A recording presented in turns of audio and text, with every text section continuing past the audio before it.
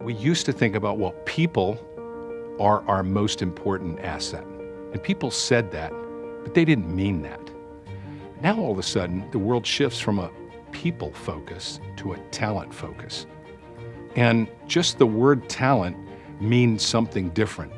This means someone who is incredibly capable and is going to be able to build an advantage for me. And you know, I often talk or think about Jim Collins' book, From Good to Great.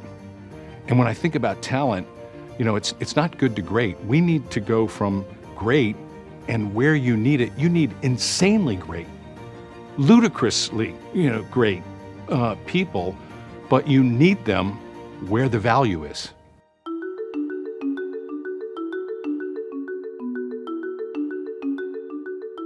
We're at a really interesting point in the function that everybody calls HR.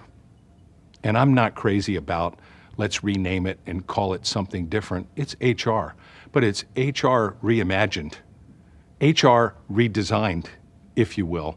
And stepping into the world of private equity, the thing that I discovered was the sharpness of the way that private equity sees and gets focused on value was pretty stunning. No nonsense, let's get right to it. They realized that there were two things you had to get right in every investment. Number one, you had to buy the right asset at the right price. And number two, you have to have the right people and you have to have enough talent working on it in order to be able to create value in a compressed time frame. And then what they wanted to make sure was that we were able to connect talent to value in order to create speed. And so where does all of that sit? Where does all that speed come from? It comes from managing people, managing talent, and therefore the role of HR in a private equity company goes way up because you look at the value that is at risk in that drag, and if you can master that value at risk better than the other people, you win. My role was to translate that billion into a set of jobs to be done. And so which jobs, and not every job you could imagine, but sort of the fewest number of jobs that were going to deliver the most value. And in a typical investment, you might have 10,000 people, 30 jobs. And you put them in value rank order. So now here's the number one job, and it's either part of EBITDA today or it's part of EBITDA tomorrow. And if I've got that job, the first thing I do is I look at, well, who's in that job today? So who's in job number one? Most valuable job we have. Not the most important job, not the one with the biggest title.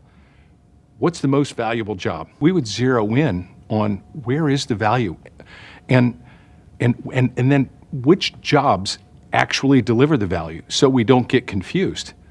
We're not getting confused between importance and people that think they're important and jobs that are valuable. And so we would work our way through job by job, and you get about 30 jobs in, and you've got the value covered. So now you look down that list of 30, it's a baseball team.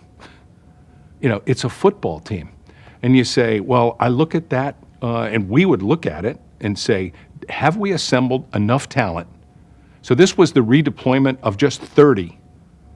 And if you say, you know what, job this, and this are just simply not good enough, we better change those like right now.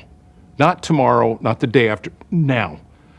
Because every day that the value is slipping away, that you don't get after it.